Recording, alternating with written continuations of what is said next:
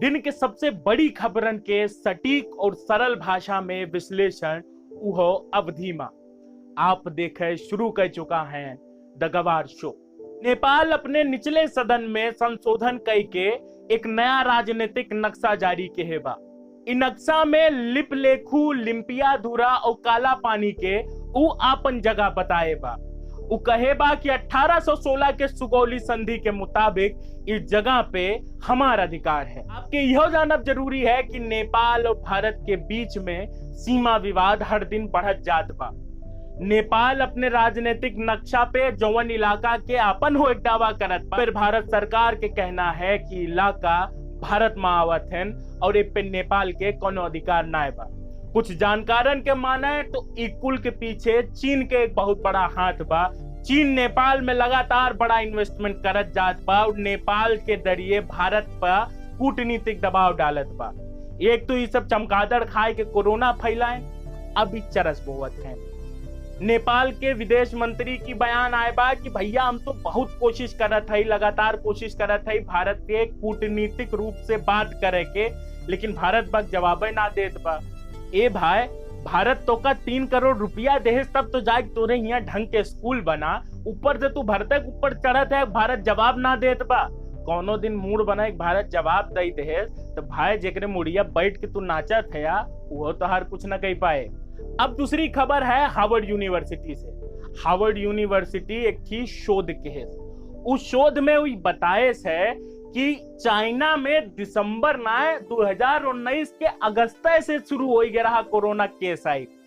इस शोध में चीन के अस्पताल के बाहर खड़ी होए वाली गाड़ियन के सैटेलाइट इमेजिंग के द्वारा एनालिसिस कई गए और पता लगाए गए कि अगस्त से चीन में कफ और डायरिया जैसे बीमारी के केस लगातार बढ़त जात रहन और अस्पतालन के बाहर खड़ी होए वाली गाड़ियन के संख्या में बहुत इजाफा भय रहा। ये जौन पूरा शोध कई गया बा डाटा एनालिसिस यानी जवन कुछ डाटा मौजूद रहा ओकर विश्लेषण कई गया बा। आवे वाले वक्त में पर और शोध होए के उम्मीद बा। एकरे बाद पता चल पाए का वास्तव में चीन वाले हमरे सबसे इतना बड़ा धोखा कई देन कि अगस्त में उनके सबके यहाँ कोरोना चालू हो गया रहा और उनके सब दिसंबर लास्ट आवत बताएं कि भाई ऐसा कोनो दिक्कत है। तब ही एकरे ऊपर शोध किया जा बाकी बा और हमरे सब देखत कि एकर का और नतीजा आगे आवे वाला बा। नतीजा चाहे जौने होए लेकिन चीन बहुत गलत कहे बा और चीन के एकर जवाब मिले चाहिए। अब बात कही जाए तीसरी खबर के।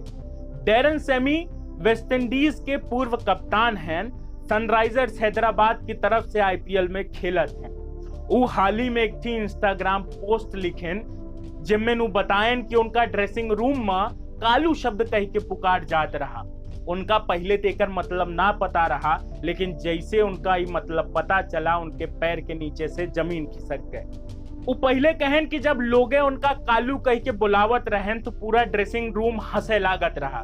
यह कालू शब्द से उनका लाग की कोनो मजाकिया शब्द है और एकर मतलब मजबूत आदमी से है, यही खातिर वो एकरे ऊपर ध्यान ना दे।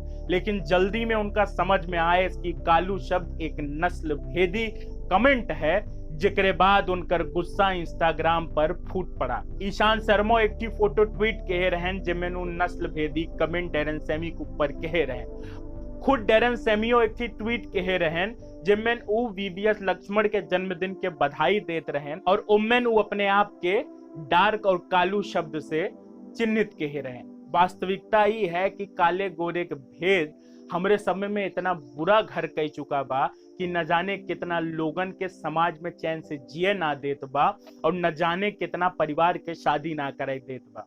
हमरे सब टीवी में ऐड देख देख इतना कह चुका है कि गोरा बेहतर है और काला और सांवला खराब है। ए बाऊ जौने दिन तो का हसिया और फरुआ खेतन में चलावे पड़ी, वह दिन तो का पता लागी किसानन कैसे पानी से ना अपने खून पसीना से धरती सींचत हैं, सेवा करत हैं, अब जाए तोरे प्लेट में खाना आवत है। इतना सब कुछ करे के बावजूदो अगर तू काला और गोरा के भेद ऐसे जारी रखा तो जिंदगी में कब्बो तू किसानन के आत्मा न पकड़ पैबा, किसानी की बात न समझ पैबा।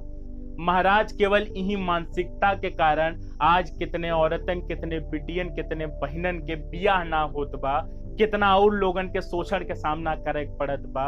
और जबकि काला और गोरा सिर्फ एक रंग है, ए पेरापन मानसिकता लगाए के अच्छा बुरा हमरे सब कह देते हैं। ई पूरा वाकिया से हमरे सबके ये चीज जरूर सीखे के चाहिए कि भाई रंग रंग होत है, रंग अच्छा और बुरा ना हो।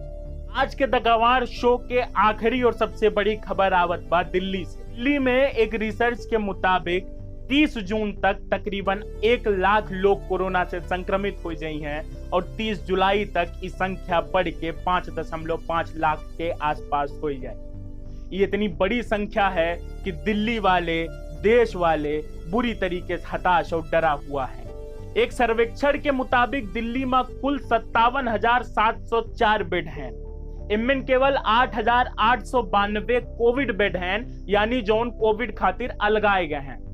दिल्ली में कुल 517 वेंटिलेटर हैं, जिनमें यह वक्त 317 वेंटिलेटर इस्तेमाल में लाए जा चुका है। दिल्ली में हालत लगातार खराब हो जात बा। लोग अपने घर से बहरे निकले में डरात हैं और आवे वाले वक्त में स्थिति बद से बदतर होत जाए, इस बात के केंद्र और राज्य सरकार बार बार कहत बा।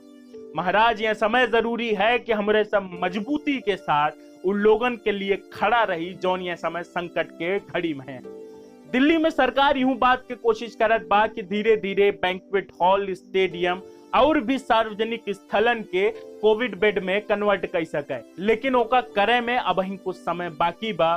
तब तक हमरे सबके अपने घरे में रह के सोशल डिस्टेंसिंग के पालन करते हुए आपन अपने परिवार और अपने आस पड़ोस के मदद करे। हमरे सब दिल खोल के कोरोना से लड़ब और एका हराई। ते भैया, अगर ये कंटेंट आप सबका पसंद आवत होए तो हमें अपन सहयोग समर्थन देव न भुलाएं और ये कंटेंट के आगे बढ़ाए न भुलाएं।